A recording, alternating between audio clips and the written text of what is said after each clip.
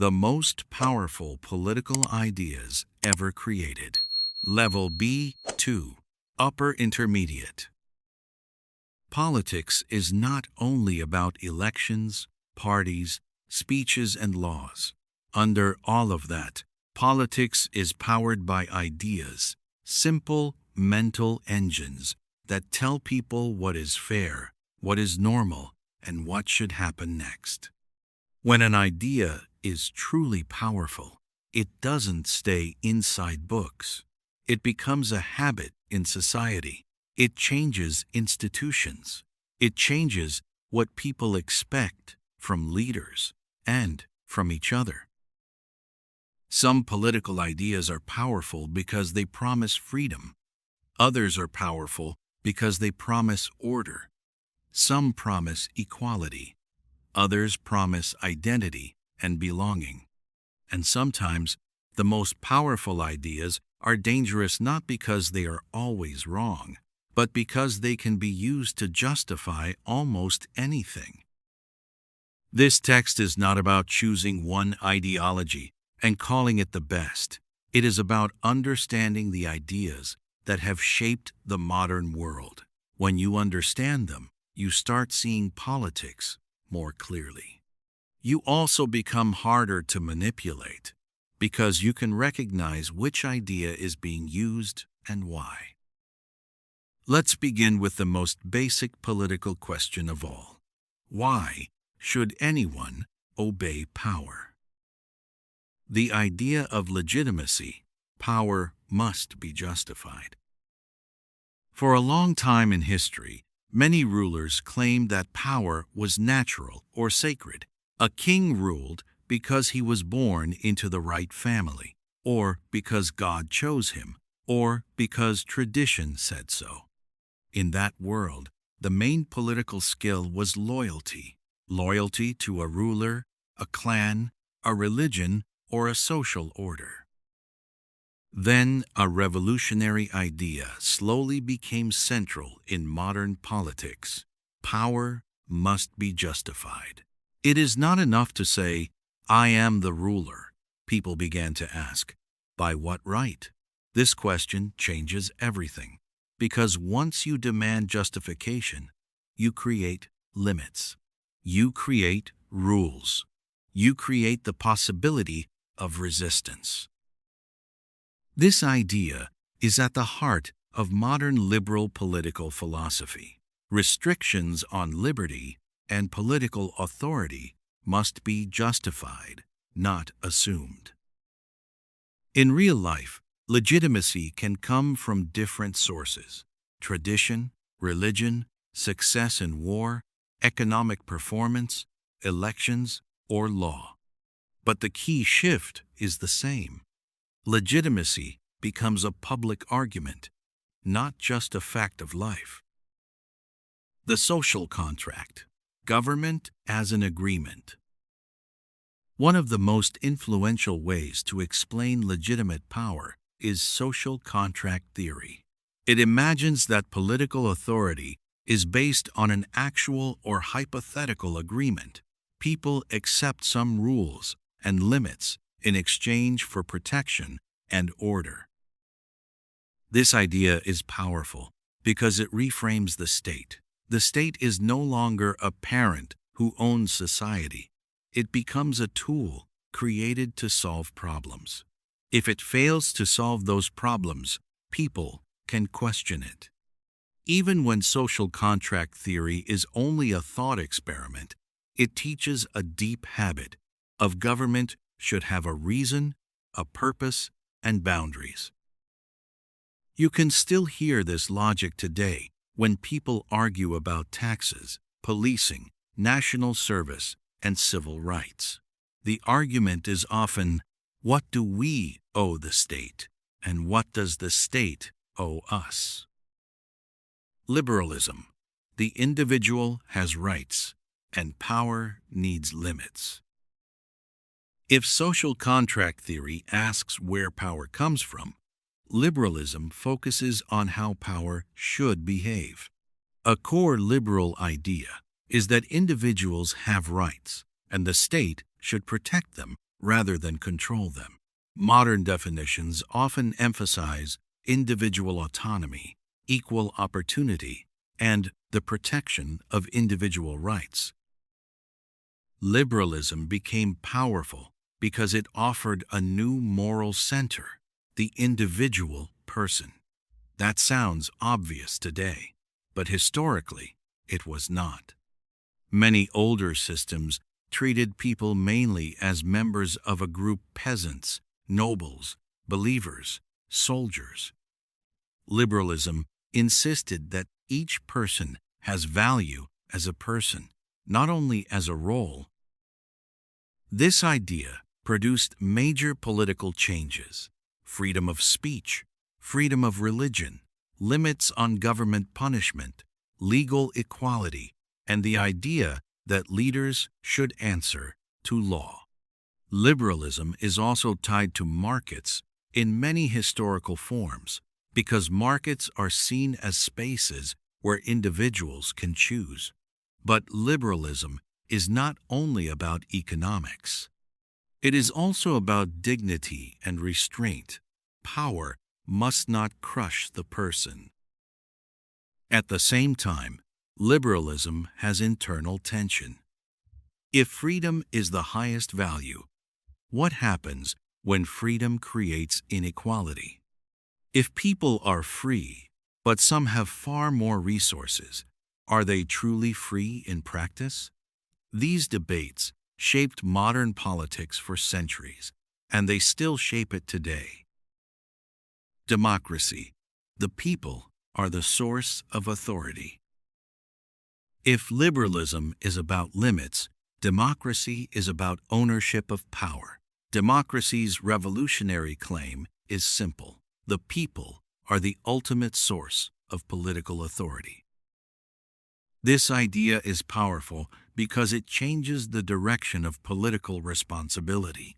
In a monarchy, the ruler is the main actor, and the people are subjects. In a democracy, citizens become participants. They may still disagree, be manipulated, or feel powerless, but the moral story changes. Leaders are not above society. They are representatives of society. Democracy also turns political conflict into a normal process. Instead of fighting with swords, groups fight with votes, debates, institutions, and law. In the best version, democracy makes change possible without destroying society. It creates a rhythm: arguments, elections, peaceful transfer of power, new policies, new arguments. Again.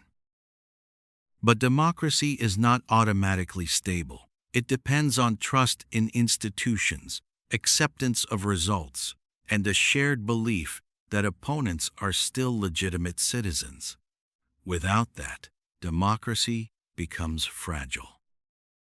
This is why some of the strongest democracies don't rely only on voting. They rely on deeper ideas that support voting, like constitutional rules, independent courts, and protected rights.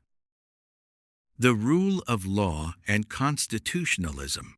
Power must follow rules. One of the most important political inventions is the idea that law is above rulers. Not law as a weapon, but law as a set of stable rules that limit power. This is often called the rule of law, and it is connected to constitutionalism, the belief that government must operate within a legal framework that is harder to change than normal politics. This idea sounds technical, but it is emotionally powerful. It promises a society where you are not at the mercy of someone's mood. It promises predictability. It reduces fear. It also creates a language for justice. If the rules apply to everyone, then even powerful people can be held accountable. Of course, laws can be unfair. Law can be used to protect privilege. But even then, the idea of rule of law creates pressure because it gives society a standard to demand. If we are a lawful country, we must live up to our own rules. Nationalism. The nation is the highest loyalty. Now we move from ideas about individuals and rules to an idea about collective identity, nationalism. Nationalism is often defined as an ideology that emphasizes loyalty and devotion to a nation or nation-state, placing that obligation above other interests. This idea is extremely powerful because it answers a human need, belonging. It tells people, you are part of something larger than yourself. You share history, culture, sacrifice, and destiny. Nationalism helped build modern states. It encouraged people to support public education, national armies, shared infrastructure, and common law. It could unite regions that once felt separate. It could also mobilize populations during crises. But nationalism has two faces. In its more civic form, nationalism can connect to ideals like liberty and equality, especially in revolutionary contexts. In its darker form, nationalism can become aggressive, treating outsiders as enemies or treating internal minorities as not real members. It can also become a tool for authoritarian control. If you criticize the leader, you betray the nation. That's why nationalism remains one of the most emotionally explosive political ideas.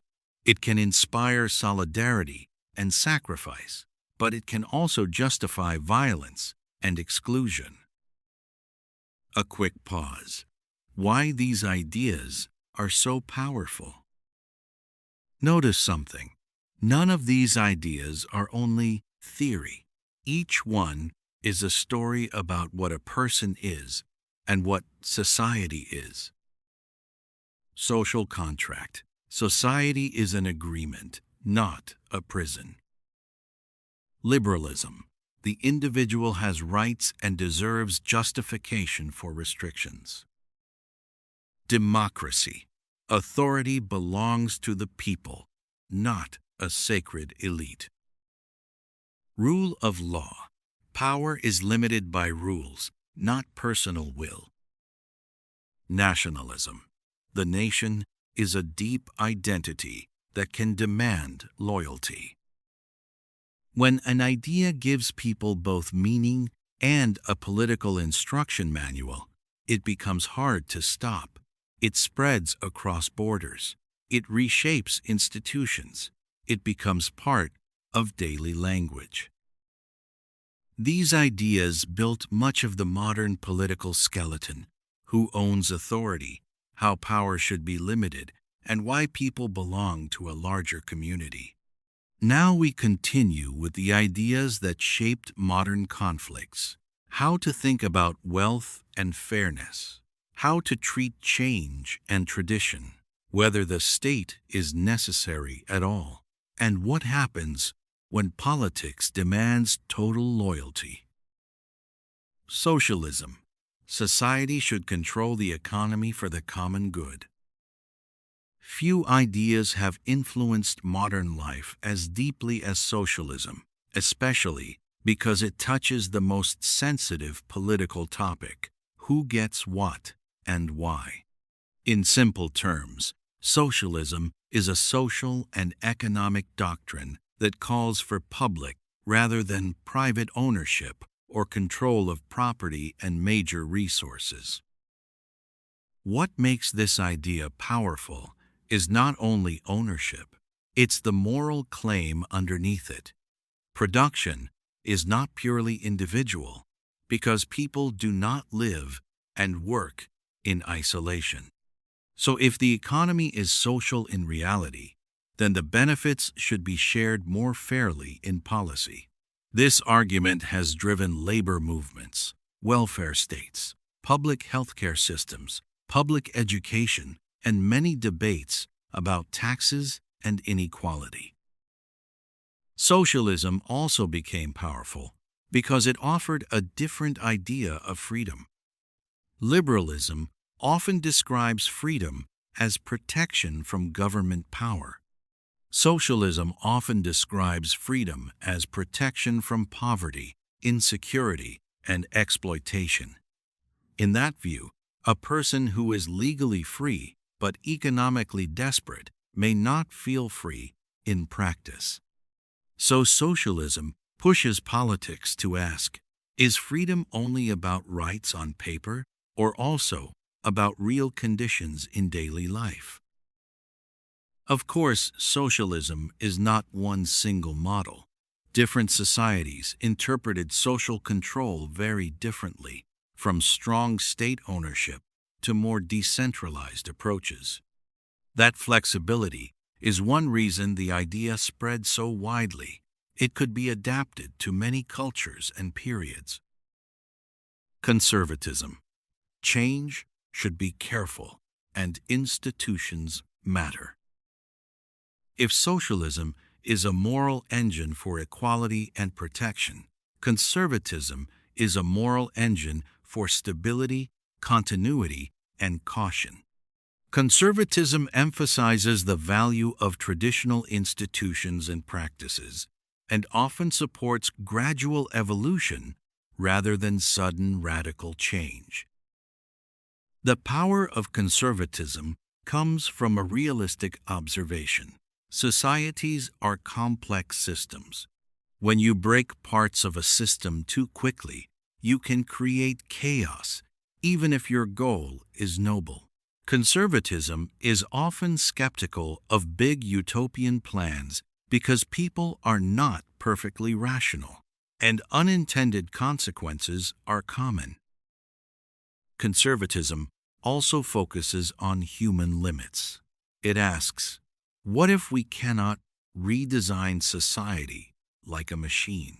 What if habits, culture, and institutions carry knowledge that we don't fully understand?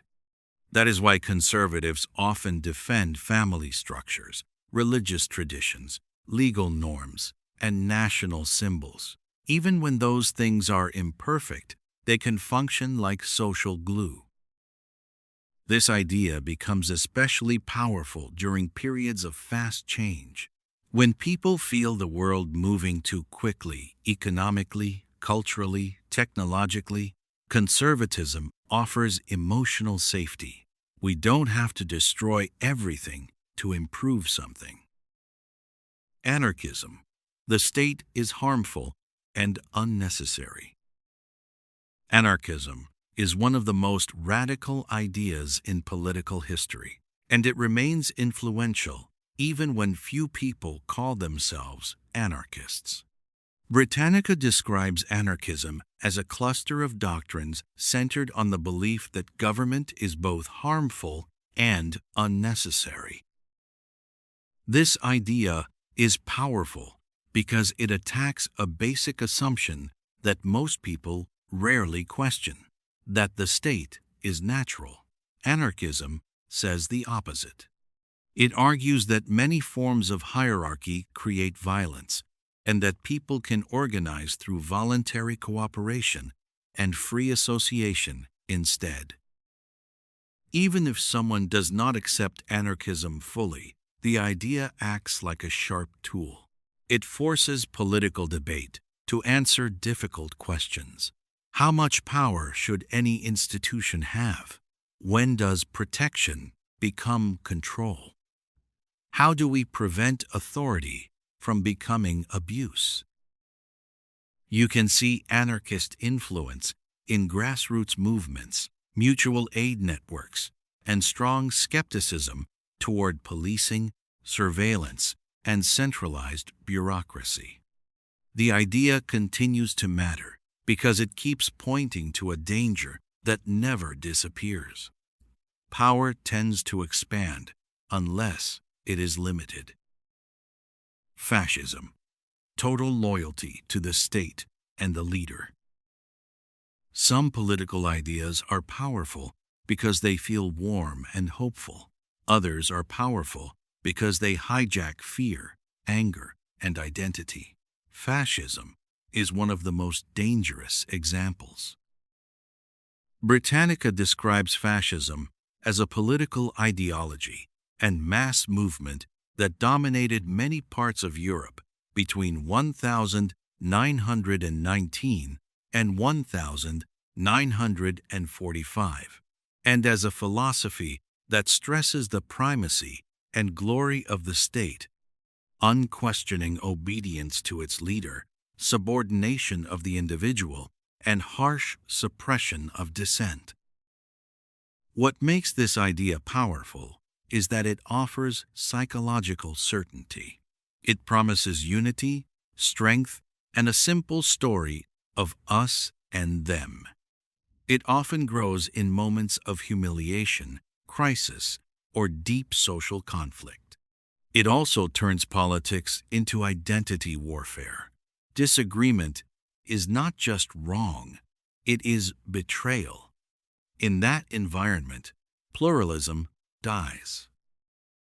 Fascism also shows a dark lesson about political ideas. An ideology can be internally effective, even when it is morally catastrophic. If your goal is total mobilization and control, then demanding obedience and suppressing dissent can work in the short term. That is why societies must treat this idea not as a normal opinion, but as a direct threat to democratic life. Human rights. Every person has dignity that politics must respect. After the disasters of the 20th century, one political idea gained enormous global influence: human rights. The core claim is simple and powerful. Every person has dignity, and that dignity should be protected by standards that go beyond local politics. Human rights language reshaped international law, constitutions, activism, journalism, and education. It gave people a moral vocabulary to criticize states. Not only this policy is bad, but this policy violates human dignity. It also created a framework for minority protection. Because democracy alone can become majority power without limits. Human rights push societies to protect individuals even when they are unpopular. This idea is powerful because it travels. A farmer, a student, a journalist, and a judge can all use the same language. It builds coalitions across borders. And it challenges the oldest political excuse: we can do anything inside our territory. Separation of powers and checks. Distrust power on purpose. Another crucial modern invention is not a single ideology, but a design principle. Power should be divided. Instead of trusting one person or one institution fully, the system creates checks and balances. The deeper idea is almost psychological. Assume power will be abused and build protections in advance. This is a very modern kind of political wisdom. It accepts that even good people can become dangerous if they face no limits. It also accepts that trust is not a stable foundation for a state. Procedures are more reliable than personalities. When this design works, it reduces the chance that one leader can control everything. When it fails, politics becomes personal again, and society becomes vulnerable to corruption and authoritarian drift. Populism, the real people versus the elite. Populism is less a full ideology and more a political style, but it is one of the most powerful forces in many countries today. The basic populist story is emotional and simple. Society is divided into the pure people and the corrupt elite. and politics should express the people's will.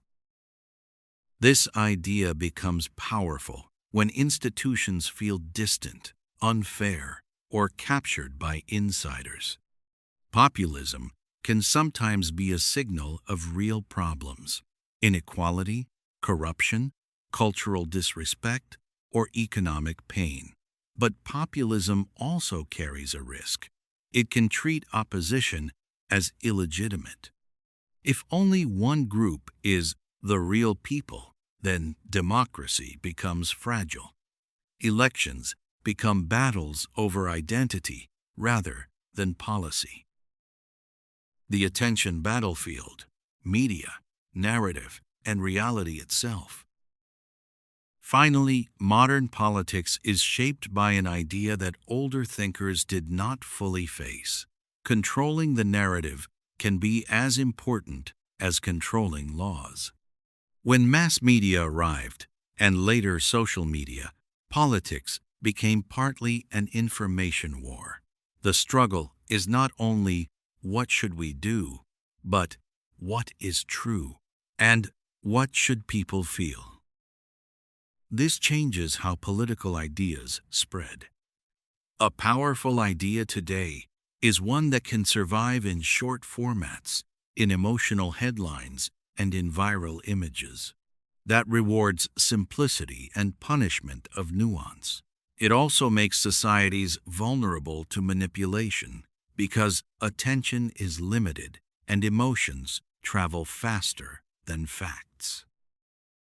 In this world, the most powerful political skill is not always governing. It can be framing, making people interpret events through a chosen story.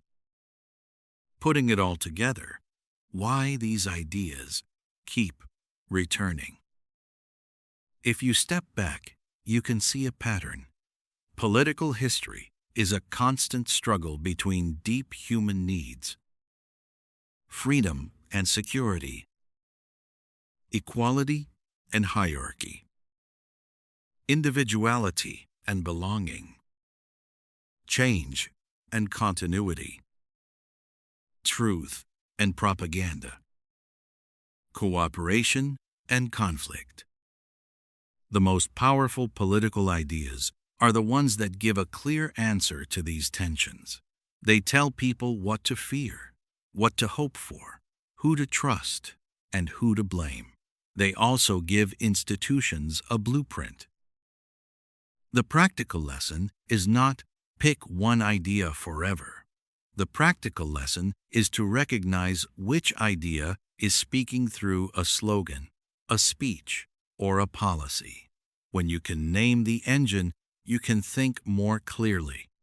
And when you think more clearly, you become harder to push, easier to persuade, with real evidence, and better prepared for the future, because politics will keep changing.